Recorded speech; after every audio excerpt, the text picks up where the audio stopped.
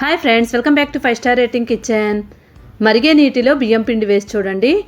పిల్లలు స్నాక్స్ అని అడిగినప్పుడు చాలా సింపుల్గా ఇలాగా స్నాక్స్ చేసి పెట్టవచ్చు. ముందుగా దీనికోసం పొయ్యి మీద ఒక ప్యాన్ పెట్టుకొని ప్యాన్ హీట్ అయిన తర్వాత 1.5 కప్పు వరకు నీళ్లు వేసుకుంటున్నాను. ఇప్పుడు ఈ నీళ్లలో మనం 1 స్పూన్ వరకు నెయ్యి వేసుకోవాలి. నెయ్యి లేదనుకుంటే 1 స్పూను నూనె అయినా వేసుకోవచ్చు. నెక్స్ట్ 1/2 స్పూన్ వరకు ఉప్పు వేసుకోండి. నెయ్యి ఉప్పు కూడా రెండు బాగా కరిగే వరకు కలిపేసుకోండి. ఇప్పుడు ఈ నీళ్ళన్నీ కూడా మనం మరగనివ్వాలి. నీళ్లు బాగా మరిగిన తర్వాత మాత్రమే మనం బియ్యం పిండి వేసుకోవాలి. ఇక్కడ 1 కప్పున్నర వరకు నీళ్లు తీసుకున్నాం కాబట్టి 2 కప్పులు బియ్యం పిండి వేసుకోవాలి. కరెక్ట్గా కొలతల ప్రకారమే తీసుకోండి. నీళ్లు బాగా మరిగిన తర్వాత మాత్రమే వేసుకోవాలి. ఈ బియ్యం పిండి వేసేసిన తర్వాత మొత్తం అంతా కూడా బాగా కలిపేసుకోండి. స్టవ్ని లో ఫ్లేమ్ మీద పెట్టుకొని బాగా కలిపేసుకోండి. మొత్తం అంతా బాగా కలిపేసుకున్న తర్వాత చూడండి ఇలాగైపోవాలి. ఇలా మొత్తం పిండి అంతా కూడా మనకి ముద్దలాగా అయిపోదు, పొడి పొడిగానే ఉంటుంది. ఇప్పుడు స్టవ్ ఆఫ్ చేసేసుకోండి. ఇలా అయిన తర్వాత స్టవ్ ఆఫ్ చేసుకొని పిండి అంతా కూడా దగ్గరికి కనిగేసుకోండి. దగ్గరికి కనుక్కొని మూత పెట్టేసి ఒక 5 నిమిషాల పాటు అలానే వదిలేయాలి. 5 నిమిషాల తర్వాత మనం మూత తీసి ఒకసారి పిండి అంతా కూడా బాగా కలుపుకోవాలి.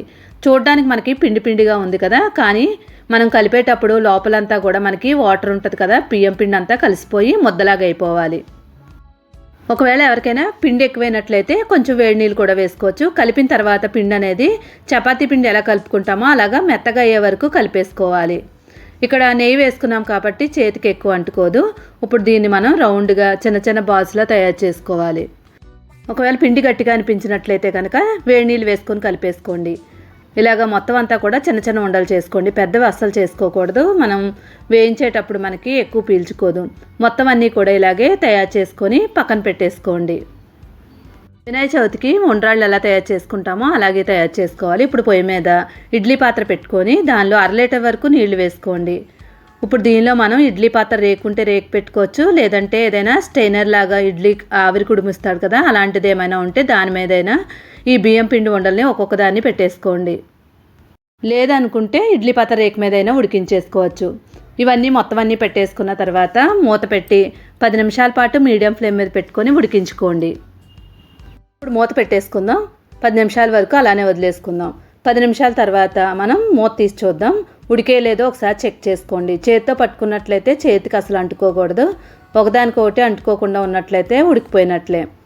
ఇప్పుడు స్టవ్ ఆఫ్ చేసుకొని పక్కన పెట్టేసుకోండి. వేరొక పొయ్యి మీద ఒక ప్యాన్ పెట్టుకొని 1 స్పూన్ వరకు ఆయిల్ వేసుకోండి. ఆయిల్ బాగా వేడైన తర్వాత దీనిలో 1 కప్పు వరకు పల్లీలు వేసుకోండి. ఈ పల్లీల్ని 2-3 నిమిషాల పాటు బాగా కలిపేసుకొని దీనిలో పండుమిరపకాయలు ఇక్కడ నేను 6 తీసుకుంటున్నాను. మధ్య కట్ చేసి వేసేసుకోవాలి. ఒకవేళ పండుమిరపకాయలు లేదనుకుంటే పచ్చిమిరపకాయలు అయినా వేసుకోవచ్చు, కానీ పండుమిరపకాయతో చేసి చూడండి, చాలా బాగుంటుంది. ఇప్పుడు ఇవి వేసిన తర్వాత వీటిని కూడా 2-3 నిమిషాల పాటు వేయించేసుకోండి. దీనిలో 1/2 కప్పు వరకు వేయించిన శనగపప్పు, 1/2 కప్పు కొబ్బరి ముక్కలు వేసుకోండి.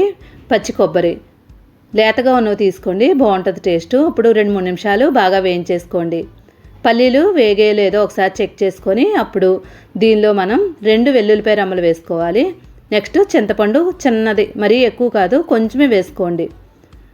ఇప్పుడు మొత్తం అంతా కలిపేసుకొని స్టవ్ ఆఫ్ చేసుకొని దీన్ని పూర్తిగా చల్లారనివ్వండి, పక్కన పెట్టేసుకోండి. కడాయి పెట్టుకొని దానిలో 1 స్పూను నూనె వేసుకోండి. ఎక్కువ ఆయిల్తో పని ఉండదు, ఇక్కడ 1 స్పూన్తోనే మనం తయారు చేసుకోవచ్చు. నూనె బాగా వేడైన తర్వాత 1 స్పూను ఆవాలు వేసుకోండి. ఆవాలు చిట్పట్ అన్న తర్వాత జీలకర్ర 1 స్పూన్ వరకు వేసుకోండి. నెక్స్ట్ దీనిలో మినపప్పు 1 స్పూను, పచ్చిశనగపప్పు 1 స్పూన్ వరకు వేసుకోండి. ఇప్పుడు ఇవన్నీ కూడా దోరగా అయ్యే వరకు వేయించేసుకోండి. ఇవి వేగిన తర్వాత దీనిలో కరివేపాకు 1 రెమ్మ తీసుకొని వేసేసుకోండి. ఫ్రెష్ కరివేపాకు వేసుకొని టేస్ట్ బాగుంటుంది. ఇప్పుడు దీన్ని బాగా కలిపేసుకోండి. ఇప్పుడు దీనిలో 1/2 స్పూన్ వరకు పసుపు, 1/2 స్పూన్ కారం వేసుకోండి. కావాలనుకుంటే 1/2 స్పూన్ వరకు కారం వేసుకోవచ్చు, కారం తినేవాళ్ళు ఉంటే కనుక. ఇప్పుడు ఈ కారం పచ్చివాసన పోయే వరకు బాగా కలిపేసుకోండి. మరీ ఎక్కువసేపు వేయించితే మాడిపోద్ది, కాబట్టి 1 నిమిషం వేయించుకున్న తర్వాత ఆల్రెడీ మనం ఉడికించి ఉంచుకున్న బియ్యం పిండి ఉండల్ని దీనిలో వేసేసుకొని బాగా కలిపేసుకోండి. స్టవ్ని లో ఫ్లేమ్ మీద పెట్టుకొని ఒక 2-3 నిమిషాల పాటు బాగా వేయించుకోవాలి. ఈ లోపు మనకి మిక్సీ గిన్నెలో ఆల్రెడీ వేయించుకున్న పల్లీల్ని మిక్సీలో వేసేసుకోండి. నెక్స్ట్ 1 స్పూన్ వరకు జీలకర్ర వేసుకోవాలి. నెక్స్ట్ దీనిలో రుచికి తగినట్లుగా ఉప్పు వేసుకోండి. ఇప్పుడు వీటిని బరకగా మిక్సీ చేసుకోండి. మిక్సీ చేసుకున్న తర్వాత దీనిలో మనకి చట్నీకి ఎంత వాటర్ కావాలో అంత వేసుకొని మళ్ళీ మిక్సీ చేసుకోవాలి. మిక్సీ చేసుకొని బౌల్లో వేసేసుకోండి. మిక్సీలో కొంచెం నీళ్లు వేసుకొని ఆ నీళ్ళను కూడా దీనిలో వేసేసుకోండి. ఇప్పుడు ఈ చట్నీ తాలింపు కోసం పొయ్యి మీద కడాయి పెట్టుకొని 1 స్పూన్ వరకు నూనె వేసుకోండి.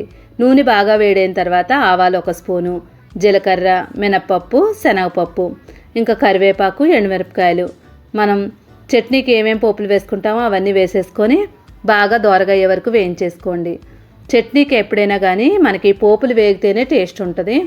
ఇవి బాగా వేగిపోయిన తర్వాత ఆల్రెడీ మనం తయారు చేసుకున్న చట్నీలో వేసేసుకోండి. ఈ చట్నీ మనకి ఇడ్లీ, దోశ, వడ దేనిలోకైనా కూడా చాలా అంటే చాలా బాగుంటుంది. తప్పకుండా ట్రై చేయండి. సూపర్ అంటే సూపర్గా ఉంటుంది.